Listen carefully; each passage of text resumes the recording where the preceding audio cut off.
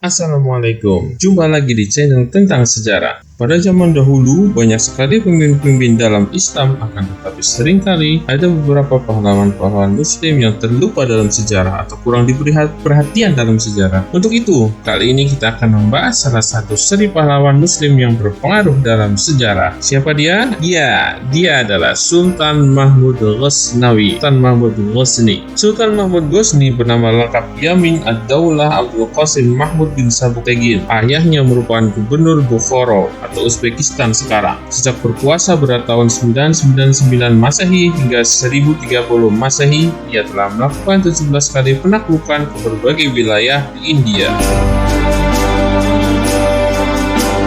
Sultan Mahmud Ghazni dikenal sebagai sosok pemimpin yang sukses dan cakap dalam menjalankan roda pemerintahan. Dedikasinya yang baik di dunia pemerintahan ini diakui oleh Khalifah Abbasiyah ke-25, yaitu Al-Qadir Billah 991 sampai 1031 Masehi. Khalifah Abbasiyah di Baghdad, Al-Qadir Billah mengakui Sultan Mahmud sebagai penguasa Ghazna dan Khorasan dan memberinya julukan Amir al-Millah, ungkap Muhammad Atiqul Haq dalam bukunya 100 Pahlawan Muslim yang mengubah dunia. Sultan Mahmud Ghazni melakukan sejumlah penaklukan kepada para penguasa Hindu di India. Proses menaklukkan India bukanlah sesuatu yang mudah, namun seringkali Sultan Mahmud sering dikeroyok oleh pasukan India. Pada tahun 1008, pasukan Sultan Mahmud berhadapan dengan pasukan dari berbagai wilayah seperti Anandapal, Ujjain, Gwalior, Kalanjar, Kanauj, Delhi, dan Ajmer. Artikel juga mengisahkan tentang peristiwa penaklukan Sultan Mahmud Ghazni di Ghazna. Penaklukan tersebut diikuti dengan dikalahkannya kuil Somnath yang merupakan pusat keagamaan pada masa itu.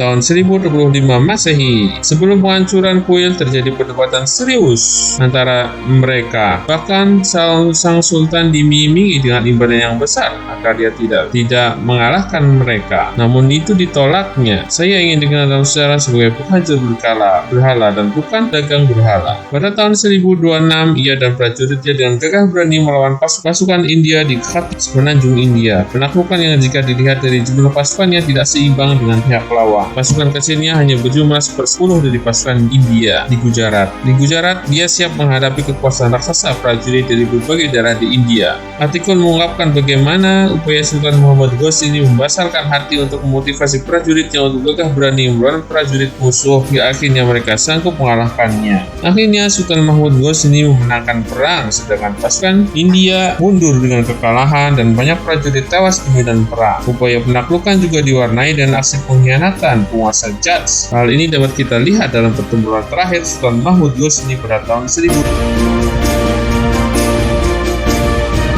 Pada tahun 1027, Sultan melakukan ekspedisi terakhirnya untuk menghukum pemberontak dan pengkhianat Jats dengan mengumpulkan armada kecil perahu di Multan dan mengalahkannya dalam peperangan di Sungai Indus, tutur artikel dalam bukunya. Sultan Mahmud Ghazni selain sebagai panglima perang yang sukses, dia juga sosok kepala negara dan pemerintahan yang sukses. Setelah banyak melakukan ekspansi, ia tidak lupa untuk memberikan kemakmuran kepada semua rakyatnya. Simbol kemakmuran ini ditandai dengan banyaknya pembangunan ibu kota Ghazna ini terletak di Afghanistan sekarang ya. Ghazna berkembang sebagai ibu kota yang mengagumkan dan mendapat julukan sebagai Ratu dari Timur. Pembangunan Masjid Agung Ghazna juga tak kalah megahnya. Megahnya membuat masjid tersebut dikenal sebagai The Heaven of Heaven. Dia juga menghias ibu kotanya dengan museum, perpustakaan, air mancur, masjid, serambi dengan tiang-tiang, waduk kolam, dan lain-lain. Ungkap artikel dalam bukunya. Pembangunan lainnya berkaitan dengan saluran irigasi, dan saluran irigasi ini sangat penting bagi kemajuan pertanian di wilayah Kesultanan Ghazna. Pembangunan lainnya yang tidak kalah penting bagi kepentingan ekonomi adalah pembangunan jalur perdagangan yang dijamin dan dilindungi oleh negara. Di bawah kekuasaan Mahmud the Great dan penerusnya, Ghazna menjadi terkenal di antara semua kota kekhalifahan karena kehebatan arsitekturnya. Sejumlah ilmuwan besar Muslim bahkan tertarik menjelajah ke wilayah Ghazni. Mereka adalah Al-Biruni, Fidausi, Farabi, Baqi, Qutbi, dan Ansari.